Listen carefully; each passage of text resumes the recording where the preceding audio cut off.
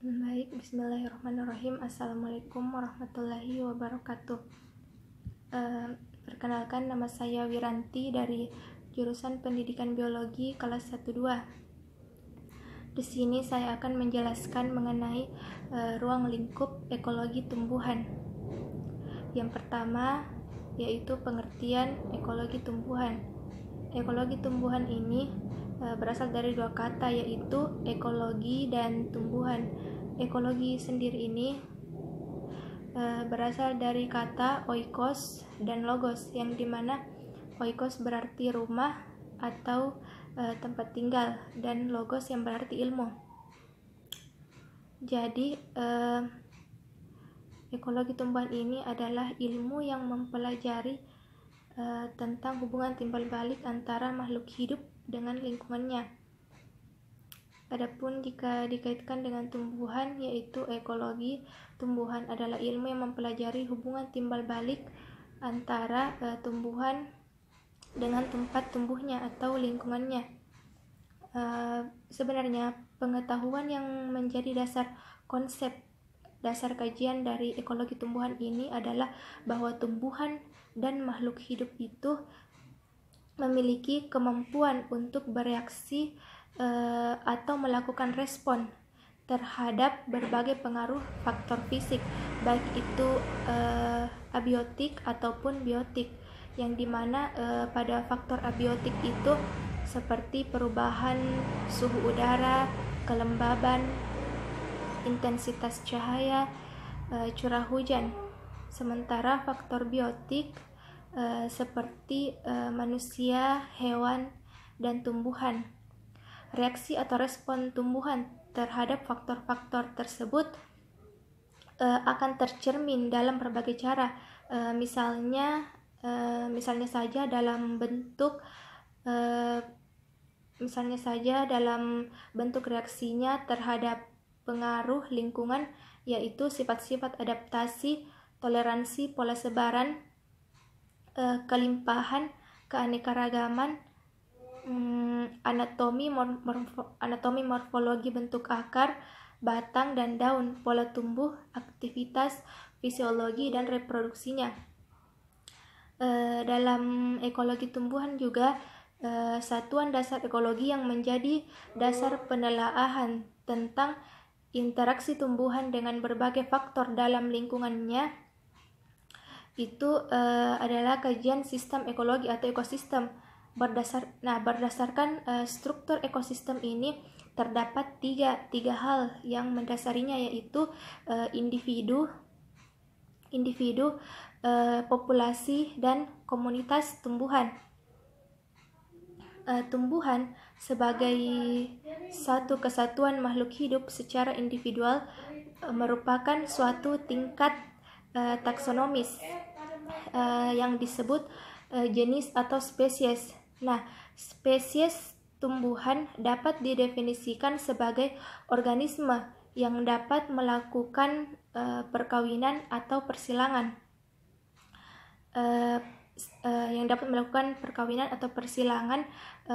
Dengan tumbuhan sesamanya, sehingga dapat menghasilkan turunan yang fertil.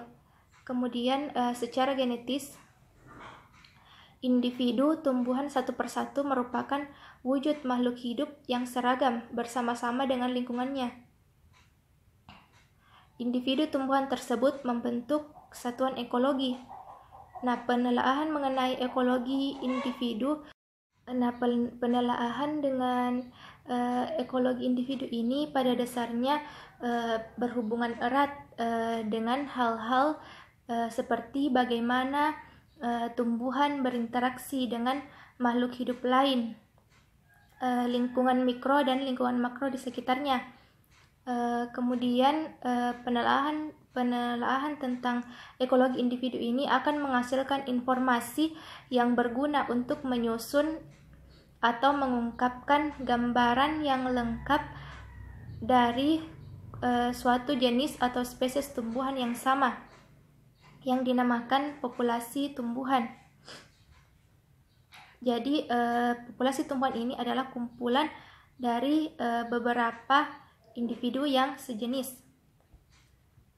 Kemudian populasi ini lagi yang akan membentuk suatu kelompok individu dari jenis atau spesies tumbuhan yang sama yang dapat berkembang biak antar jenis. Kemudian karena jenis-jenisnya kebersamaan sebagai satu kumpulan jenis tumbuhan terpelihara oleh perkembangbiakan antar jenis melalui pertukaran antar gen, maka jenis tersebut akan membentuk suatu kelompok individu yang mempunyai gen yang sama pula. Perbedaan kecil yang mungkin terdapat oleh adanya pengaruh lingkungan atau habitat tempat antar populasi tumbuhan merupakan dasar seleksi alam yang berlangsung secara evolusi. Kumpulan populasi dari berbagai jenis atau spesies tumbuhan yang menempati suatu wilayah tertentu akan membentuk suatu komunitas. Nah, komunitas disinilah yang merupakan kumpulan dari beberapa populasi. Kemudian selanjutnya yaitu untuk lebih memperdalam mengenai ruang lingkup ekologi tumbuhan ini, saya akan menjelaskan spektrum organisasi biologinya. Nah, dapat dilihat pada gambar ini. Yang pertama yaitu partikel. Ini yang paling kecil, partikel. Partikel di sini akan membentuk atom. Nah, kemudian ini akan membentuk atom. Kemudian atom inilah yang nantinya akan membentuk molekul. Molekul yang terdiri dari 2 atau lebih unsur atom. Nah, selanjutnya akan menjadi organel dan sitoplasma. Nah, organel dan sitoplasma inilah yang merupakan komponen bagian sel yang hidup. Nah, organel dan sitoplasma inilah yang ada di dalam sel. Ini sel yang kemudian terdapat pada organisme atau spesies. Nah, ini organisme. Di sini ada sebuah pohon, kemudian akan membentuk sebuah populasi, yaitu kumpulan dari beberapa spesies. Dan populasi inilah yang nantinya akan membentuk komunitas yang nantinya komunitas ini akan membentuk ekosistem, dan di dalam ekosistem itulah yang akan terbentuk biosfer. Nah, biosfer inilah bagian permukaan bumi yang tempatnya organisme berada.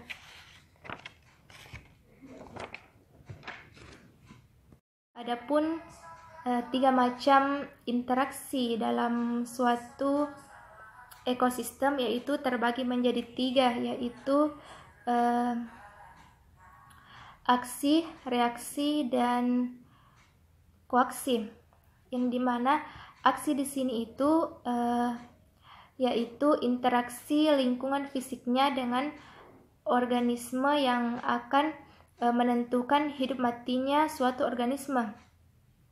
Contohnya itu seperti cahaya matahari yang diperlukan oleh tumbuhan hijau untuk melakukan fotosintesis. Nah, ini adalah salah satu contoh dari aksi. Kemudian reaksi. Nah, reaksi di sini yaitu hubungan timbal balik antara organisme dengan lingkungan.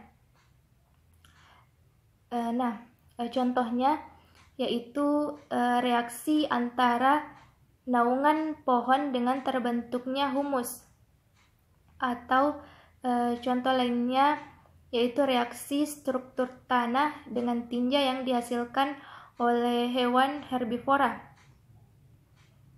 Kemudian yang ketiga yaitu koaksi.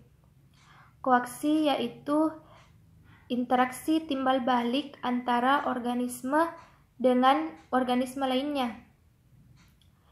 Contohnya seperti rumput yang dimakan oleh hewan herbivora yang dinamakan interaksi herbivor, atau tikus yang dimangsa elang atau yang dinamakan interaksi predasi.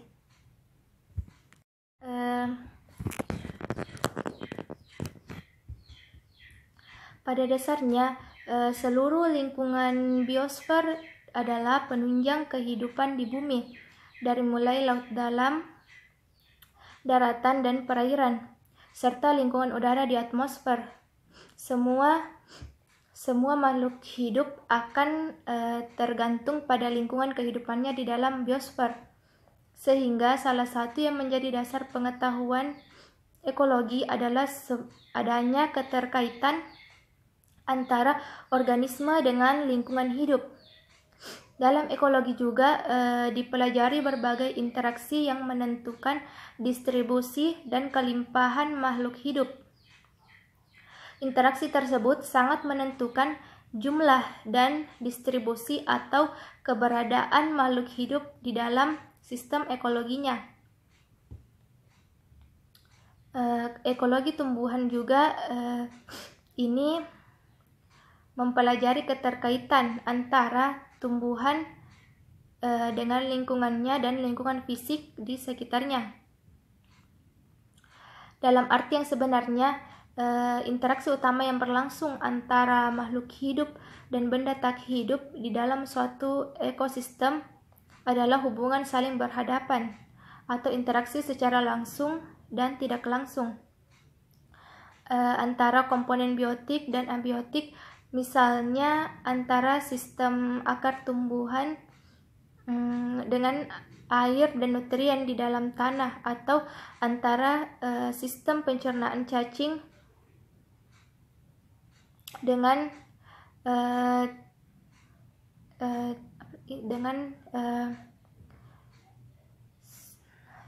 cacing tanah. Kemudian selanjutnya yaitu kesimpulan yang dapat saya sampaikan dari penjelasan saya, yaitu ekologi adalah ilmu yang mempelajari hubungan timbal balik antara makhluk hidup dengan lingkungannya. Jadi ekologi tumbuhan adalah ilmu yang mempelajari hubungan timbal balik antara tumbuhan dengan lingkungannya. Lingkungan sebagai faktor ekologi terdapat di sekitar tumbuh-tumbuhan dan makhluk hidup.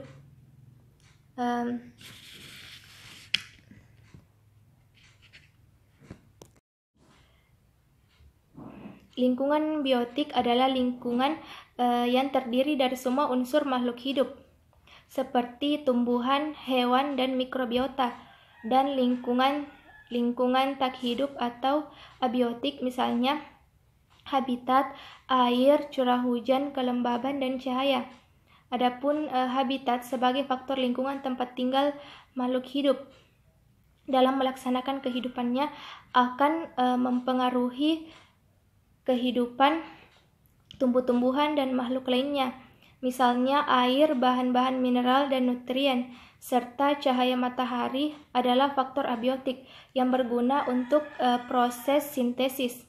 Hasil fotosintesis tersebut, misalnya karbohidrat, kemudian dimanfaatkan pula oleh makhluk hidup lain seperti sumber energi. Kemudian dalam suatu sistem ekologi tumbuhan sebagai suatu kesatuan makhluk hidup secara individu disebut jenis atau spesies, yang kemudian berkelompok dengan sesama jenisnya membentuk populasi tumbuhan. kumpulan berbagai jenis tumbuhan bersama-sama membentuk komunitas tumbuhan. Nah, dalam ekologi tumbuhan juga terkadang kajian tentang aspek ekologinya itu hanya pada tingkat populasi tumbuh-tumbuhan saja. Kajian tersebut dinamakan autoekologi atau ekologi populasi, misalnya tentang aspek tahap kehidupan atau respon dalam penyesuaian diri terhadap faktor lingkungan. Jika kajiannya meliputi berbagai populasi tumbuhan dari berbagai macam-macam jenis, maka kajiannya disebut sinekologi atau ekologi komunitas. Misalnya interaksi tumbuh-tumbuhan dalam memanfaatkan air dan nutrien atau persebarannya.